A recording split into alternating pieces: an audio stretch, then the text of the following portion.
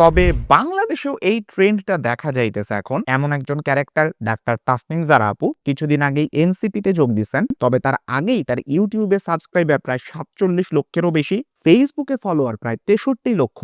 তার খ্যাতি অক্সফোর্ডের ট্যাগ কিংবা ডাক্তার হিসাবেই বেশি। আর রাজনীতিতে আসার পরে তার এই পপুলারিটি আগের চাইতেও বাড়ছে। এনসিপির জুলাই পদযাত্রার সময় তাকে ঘিরে সাধারণ মানুষ স্পেশালি মেয়েদের যে আগ্রহ সেইটা আপনি নোটিস না করে পারবেন না। অ্যাটলিস্ট আপনি বলতে পারেন তাসনিম জারার এই অনলাইন পপুলারিটিকে এনসিপি খুবই ভালো মতন কাজে লাগাইছে। এইটা ছাড়াও অ্যাটলিস্ট তারা ফেসবুককে যেইভাবে কাজে লাগাইছে অন্যান্য রাজনৈতিক দলকে এখন পর্যন্ত এই লাইনটাতে একটু পিছায়া দেখতে পাইতেছি। তারা ড্রোন শটে ছবি তুলতেছে, মানুষের ইমোশনে নাড়া দিতে পারে এমন ছবিগুলো আপলোড করতেছে, যেটা বাংলাদেশের নারী হোক পুরুষ হোক সবাই অ্যাটলিস্ট অ্যাপ্রিসিয়েট করে। শুধু ওরা এখন পর্যন্ত ভালো মতন মিম ইউজ করা শিখে নাই। আই থিঙ্ক ওদের একজন মিমার হায়ার করা উচিত। যেমন অন্যান্য রাজনৈতিক দলের নেতারা যেখানে নিজেরাই এখন নানা কিংবা নানি হয়ে বসে আছেন, এনসিপির নেতা নেত্রীরা তাদের নানির বাড়িতে গেলে নানিরা এখনো হয়তো ঠিক এইভাবেই তাদেরকে দেখেন, যেহেতু এখনো তারা এতটাই বাচ্চা আছে। যাই হোক, বাংলাদেশের ইতিহাসে মাশরাফি বিন মুর্তজা, সাকিব আল হাসান কিংবা তামিম ইকবালরা একসময় ক্রিকেটের মাধ্যমে সোশ্যাল মিডিয়ায় যে ঝড় তুলছিলেন, তরুণ পলিটিশিয়ানদের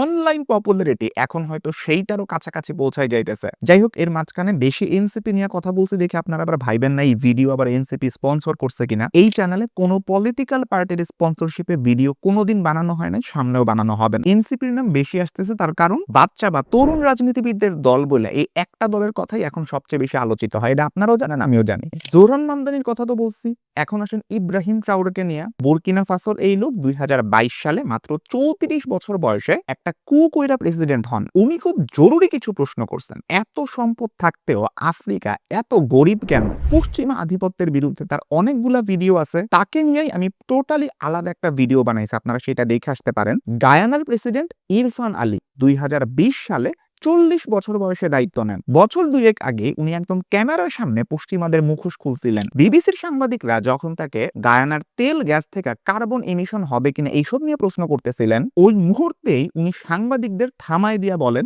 তোমরা আমাদের ক্লাইমেট চেঞ্জ নিয়ে লেকচার দিও না, আমাদের পুরা ইংল্যান্ড আর স্কটল্যান্ডের সমান বড় বোন আছে। সাংবাদিক পুরাই তপ দেখায় গেছিল। ডাকাতরা মাঝে মাঝে মালিকের ঘরে ঢুইকা মালিকের একটা চর বা থাপ্পড় মেরা ঘরের ভিতরে সিসিটিভি ক্যামেরা কেন লাগাইছে এই প্রশ্নটা জিজ্ঞেস করে। এই সাংবাদিকদের অবস্থা তখন হয়েছিল এইরকম। ২০২৩ সালের মে মাসে ৩৬ বছর বয়সে মন্টিনিগ্রোর সবচেয়ে কম বয়সী প্রেসিডেন্ট হন ইয়াকভ মিলাতোভিচ। ২০২২ সালে চিলির সর্বকনিষ্ঠ প্রেসিডেন্ট হন গ্যাব্রিয়েল বরিচ, বয়স ছিল তখনও ৩৬ বছর। ফ্রান্সের প্রেসিডেন্ট ইমানুয়েল ম্যাখো ২০১৭ সালে মাত্র ৩৯ বছর বয়সে দায়িত্ব নিয়েছিলেন। ২০২৪ সালে মাখো প্রেসিডেন্ট থাকা অবস্থাতেই ফ্রান্সের প্রধানমন্ত্রী হন ৩৫ বছর বয়সী গ্যাব্রিয়েল আতাল।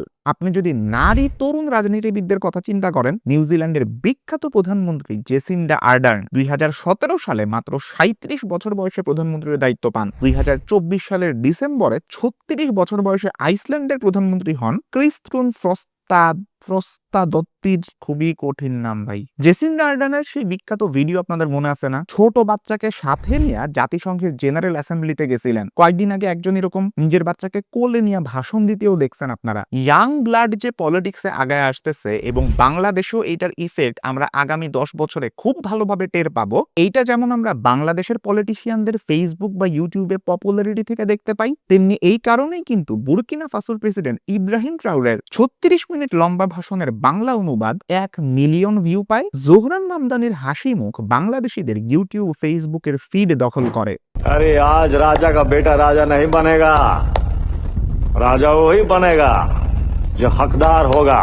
এতদিন যেখানে বাংলাদেশে পরিবারতন্ত্র ভিত্তিক একটা রাজনীতি চলে আসছে, আগের প্রধানমন্ত্রী বা প্রেসিডেন্টের ছেলে মেয়েরাই যেখানে পরবর্তীতে রাজনীতিতে আসতেছিলেন, এই জুলাই গণ অভ্যুত্থান সেই ট্র্যাকটাকে এখন অন্যদিকে ডেভিয়েট বা বিচ্যুত করছে, যে কারণে এত এত তরুণ রাজনীতিবিদদের উত্থান আমরা দেখতে পাইতেছি, যারা সোশ্যাল মিডিয়াকে নিজেদের পপুলারিটিতে খুব ভালোভাবে ব্যবহার করতে পারছে। অ্যান্ড এই মেথড বা পদ্ধতি যারা এখন অবলম্বন করবে না, পরবর্তী 10 বছরে যখন টেকনোলজি অনেক আগায় যাবে, বাংলাদেশের মানুষের ইন্টারনেট অ্যাক্সেস অনেক বাড়বে, তখন এই তরুণ পলিটিশিয়ানদের কাছে আগের যত অভিজ্ঞ পলিটিশিয়ানই আপনি হন না কেন, যুগের সাথে তাল মিলাইতে না পারলে এইখানে ডেফিনেটলি আপনি ব্যর্থ হবেন। সব মিলায় রাজনীতির পার্সপেক্টিভ থেকে বাংলাদেশে আগামী 5 বা 10 বছর খুবই ইন্টারেস্টিং একটা সময় আসতে যাইতেছে। আমি খুবই কিউরিয়াস এইটা দেখার জন্য টেকনোলজি, সোশ্যাল মিডিয়া কিংবা আরো একটু সামনে নিলে এআই এর ইফেক্ট বাংলাদেশের রাজনীতিতে কতটুকু এবং কিভাবে পড়বে এইটা দেখার জন্য আপনি মনে করেন আমি একদম হা কইরা বসে আছি। আপনাদের যদি এই ধরনের কনটেন্ট ভাল লাগে আপনারা চ্যানেলটা সাবস্ক্রাইব করে রাখতে পারেন এবং পাশে থাকা বেল আইকনটা প্রেস করতে কখনোই ভুলবেন না। সবাই ভালো থাকবেন, সুস্থ থাকবেন। দেখা হবে ইনশাআল্লাহ পরবর্তী ভিডিওতে। আল্লাহ হাফেজ।